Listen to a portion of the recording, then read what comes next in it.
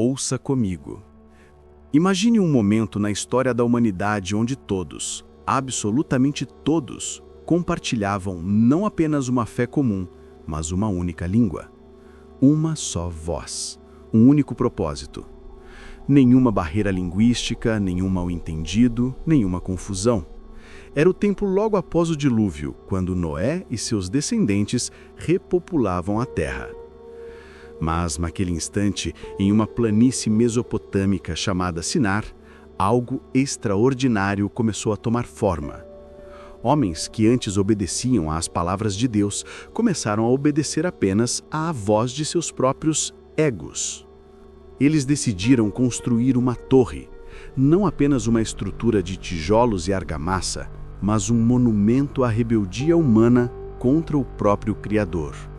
Uma torre que alcançasse o céu. Uma torre que virou o símbolo eterno do orgulho. Esta é a história de como um único projeto inacabado fragmentou para sempre a linguagem, a unidade e o destino da humanidade. Bem-vindo ao episódio de hoje do canal Sombra, a Torre de Babel, quando o orgulho humano tentou alcançar o céu. O projeto impossível, a ambição que desafiou Deus. Após o dilúvio, as águas recuaram, o mundo foi limpo e a humanidade, através de Noé e seus descendentes, recebeu uma segunda chance de existência. Mas o homem, esse ser complexo, capaz de aprender tanto com erros quanto com bênçãos, logo esqueceu a lição da destruição total. Aproximadamente 130 anos após o dilúvio, os descendentes de Noé descobriram uma vasta planície na terra de Sinar, na antiga Mesopotâmia. Era fértil, era promissora e estava pronta para receber os sonhos humanos. E que sonhos eles tinham! A Bíblia nos diz em Gênesis, capítulo 11, versículo 4, que esses homens reuniram-se e disseram: Vinde, edifiquemos para nós uma cidade e uma torre, cujo cume toque nos céus, e façamo-nos um nome, para que não sejamos espalhados sobre a face de toda a terra. Repare naquela última frase, para que não sejamos espalhados. Porque Deus havia ordenado claramente, após o dilúvio, que os homens se espalhassem e povoassem toda a terra. Eles conheciam essa ordem, mas escolheram desobediência. A Torre de Babel, ou Etemanenki, como os babilônios a chamavam, seria colossal. Estudos arqueológicos sugerem que esta estrutura era um zigurate, aqueles templos em forma de pirâmide escalonada típicos da Mesopotâmia. Os registros históricos indicam que a torre teria aproximadamente 90 metros de altura. Para o contexto antigo, era praticamente impossível. Era absolutamente impossível. E, no entanto, eles construíram. Usavam tijolos de barro cozido, cimentados com betume, um material pegajoso que os mesopotâmios dominavam perfeitamente. Milhares de homens trabalhando em harmonia, falando uma única língua, compreendendo-se mutuamente em cada instrução. Era um projeto de unidade inquestionável. Mas havia algo mais sinistro por baixo dessa união superficial. Aquele nome que eles queriam fazer, aquela fama, não era para glorificar Deus. Era para glorificar a si mesmos. Era para dizer: não precisamos de você, céu. Nós somos suficientes. Nós somos poderosos. Nós somos os arquitetos de nosso próprio destino. Pela primeira vez na história pós-diluviana, a humanidade se organizava não sob a autoridade divina, mas sob a autoridade humana.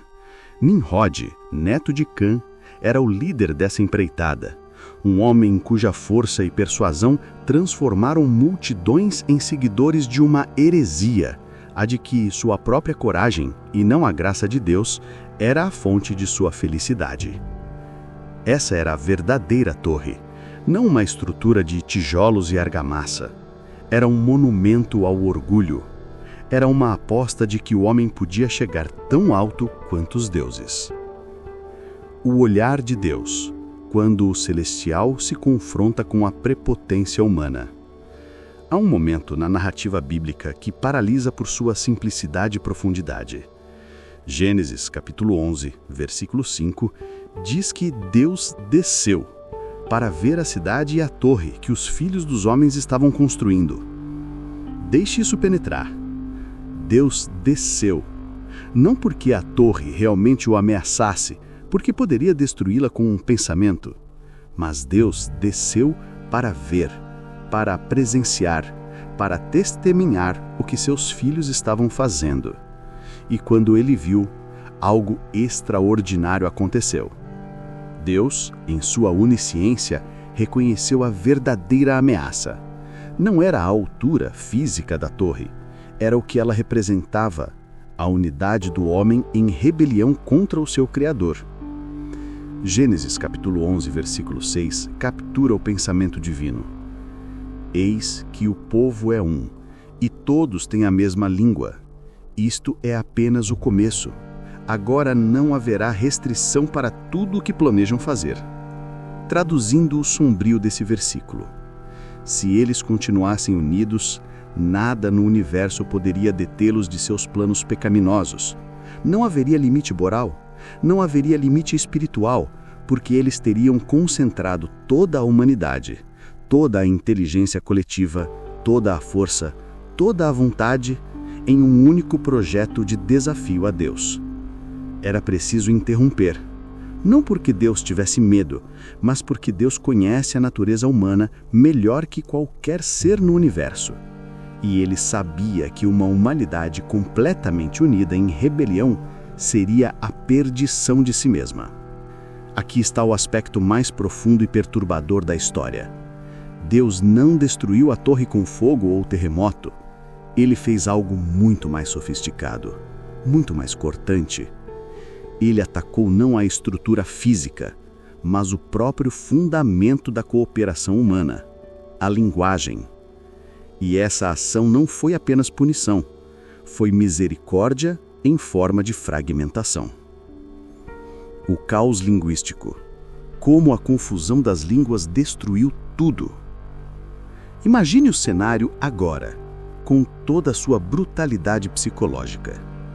Um homem está trabalhando lado a lado com outro homem, passando tijolos, levantando estruturas. Eles se entendem perfeitamente. Eles compartilham uma língua, uma cultura, um propósito. Mesmo que perverso, era unificador.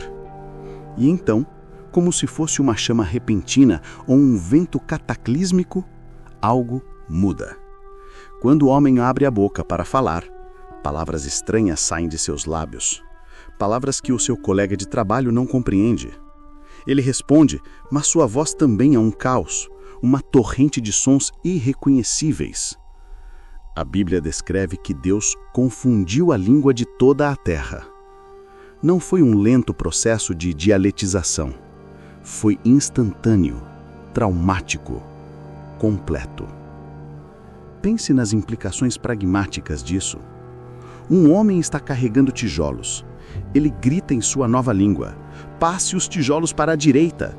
Mas o homem ao seu lado, agora falando uma língua totalmente diferente, não consegue entender. Ele fica confuso, paralisa.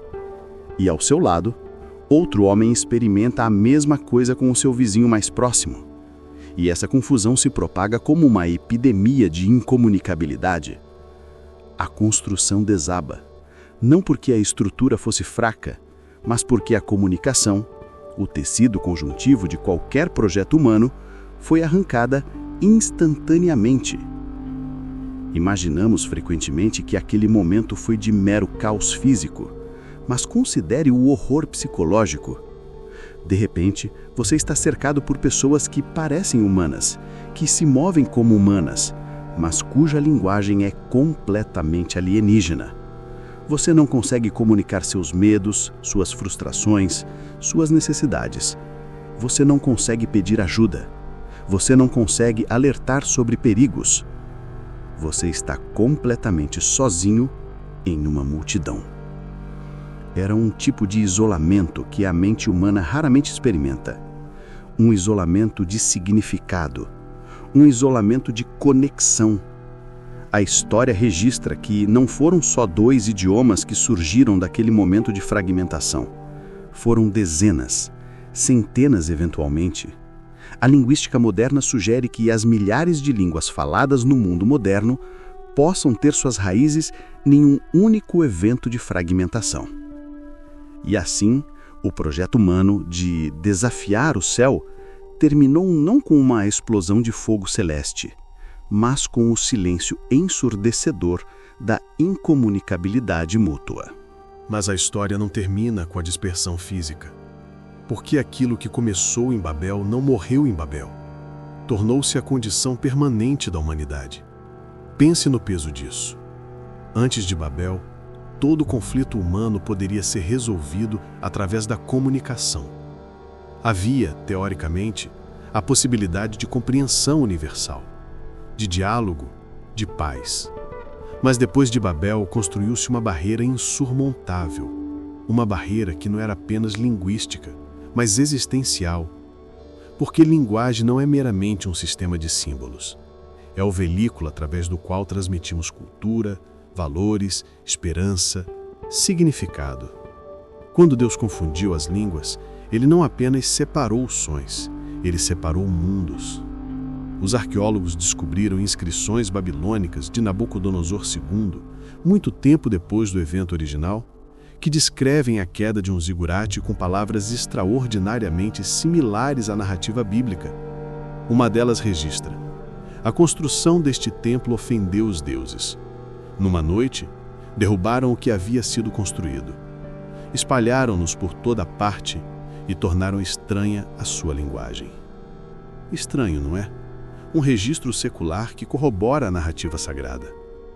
A dispersão que se seguiu criou povos diferentes, tribos diferentes, nações diferentes, e cada uma dessas nações, falando sua própria língua, desenvolveu suas próprias religiões, seus próprios deuses, suas próprias narrativas. Aquilo que era unidade, mesmo que pecaminosa, tornou-se fragmentação perpétua. Mas existe um contraponto sombrio e profundo a essa história, porque o que começou como punição tornou-se eventualmente proteção. Deus, naquela ação extrema, impediu que a humanidade unificada sobre malícia pudesse conquistar o universo. A divisão linguística, por mais traumática que fosse, impediu tiranos únicos e sistemas únicos de opressão global. Criou espaço para a diversidade, para diferentes caminhos, para diferentes povos com diferentes valores. A Torre de Babel é, portanto, um evento de complexidade moral infinita. É castigo, mas é também misericórdia. É destruição, mas é também preservação. É o momento em que Deus disse: não vou permitir que vocês se unam para destruir-se completamente. E assim a humanidade continuou fragmentada. Continuou falando línguas diferentes, continuou construindo cidades e impérios que frequentemente não conseguiam se comunicar uns com os outros. Até hoje essa fragmentação persiste, não apenas em linguagem, mas em ideologia, em religião, em visão de mundo. A Torre de Babel nos deixou não apenas como falantes de línguas diferentes, mas como povos fundamentalmente desconectados na compreensão mútua. Se a história da Torre de Babel tocou sua mente, se essa narrativa de ambição, punição e fragmentação ressoa com você, inscreva-se no canal Sombra e ative as notificações. Porque as histórias mais sombrias, mais perturbadoras e mais reveladoras da Bíblia estão apenas começando. Nos comentários abaixo, responda: você acredita que a fragmentação linguística moderna ainda carrega a marca daquele castigo antigo? Somos ainda hoje os filhos e filhas dispersos de Babel? No próximo episódio, vamos explorar a história de Abraão, o homem que Deus chamou para ser pai de nações, para reparar de alguma forma aquilo que foi quebrado em Babel. Não perca! Hoje exploramos o projeto arrogante de Babel, o momento em que Deus desceu para testemunhar a rebeldia humana, a confusão das línguas como castigo supremo e as consequências eternas dessa fragmentação que moldou toda a história humana subsequente. A Torre de Babel nos ensina uma lição eterna. O orgulho humano, por mais impressionante que pareça em sua execução, é frágil perante a soberania de Deus. E a comunicação, aquilo que nos une, pode ser tomada num instante, deixando-nos profundamente solitários em multidões de estranhos. Somos todos, de alguma forma, os filhos de Babel. Falamos línguas diferentes, sonhamos sonhos diferentes, e talvez essa seja a maior punição e a maior proteção de todas. Até o próximo episódio do Canal Sombra.